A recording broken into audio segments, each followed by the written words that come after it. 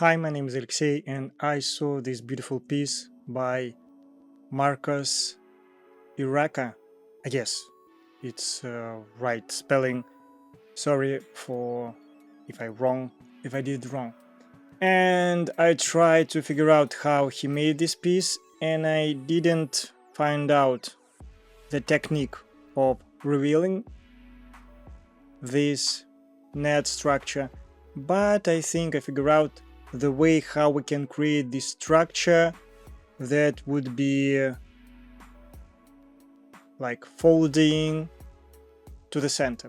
Also, I have some ideas about revealing, but in not this tutorial. This will be focused more about the technique of creating this hexagon surface and how to manage and combine it with the cloth simulation. So jump into Cinema 4D. First of all, I'll show you the overall concept, like step by step, and then the final project with all these elements and light setup. I hope you'll find this interesting. First of all, I start with a rectangle with rounding and put it to extrude generator. Disabling caps, we don't need them, and create something very long. 2000 minus 1000, just 1000, just to manage it into the center. Then Ctrl D, go into simulation, disabling gravity, and we need NB, another structure. So we have a lot of hexagons here, or maybe not hexagons but rectangles without slices. Setting to uniform, going to extrude and add subdivision. Something like this. Simulation, cloth, and now we need to create some attractor. We can go to forces, attractor, and rotation. Of course, you can play with field force, but this combo is more convenient for me. Disabling rotation, just to set up the attractor, I create a spherical field and remap it. So I want all elements will be attract to the center, but here no force.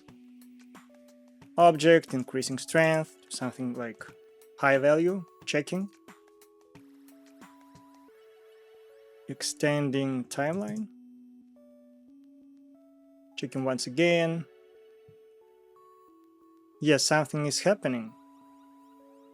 There is some movement here. Maybe increase the strength.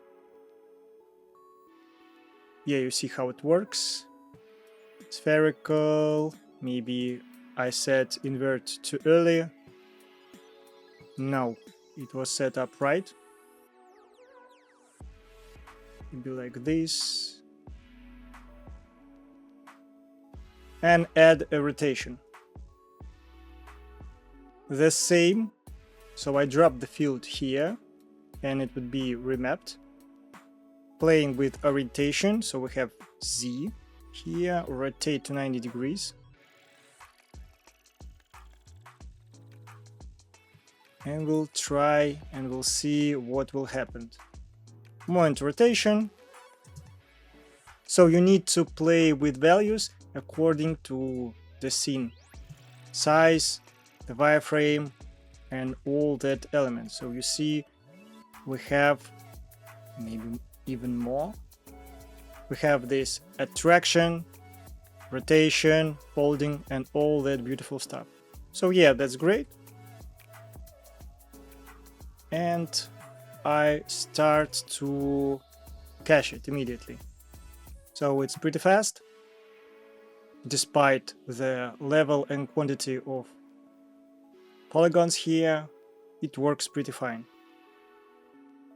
So that's it. Now we need to combine our cloth with some elements. I will use inside geometry, going to cloner, change it to honeycomb, and increase the quantity, maybe 30 and 40 here. Alt G to group it, and one for the cloth, just to have order in our project. And guns.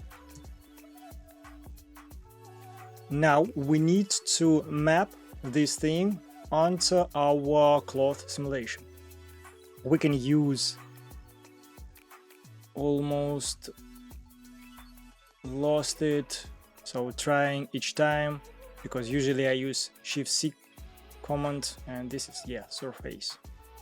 Go in here, surface, initialize, and UV. Now we have some problems. The wrong mapping. Going to end side, maybe add some elements, some intermediate points, and play with some mapping. Mapping, you see UV and all the stuff. If something goes wrong, we try to use connect without welding option. So mapping XY, yeah, that works great, and we need to scale it, maybe to 1 in X.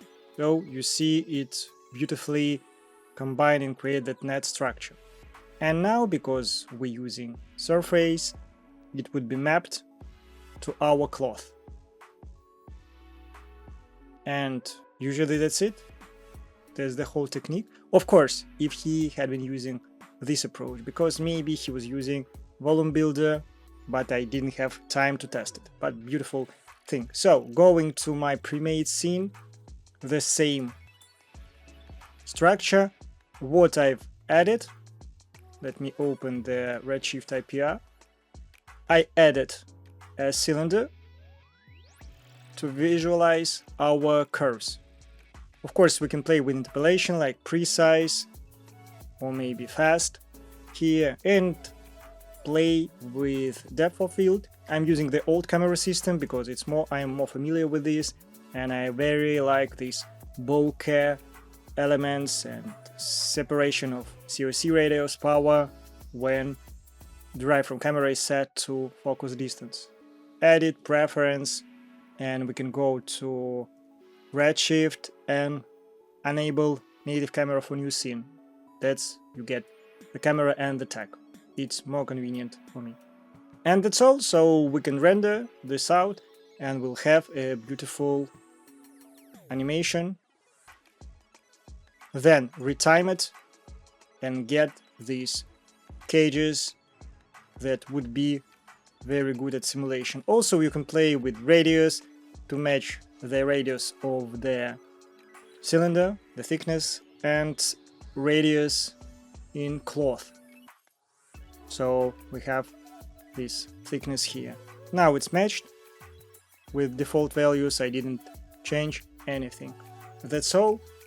I hope you understand the technique, and if you want this file, I will upload it to my Patreon page, Boosty page. You can see the download link below.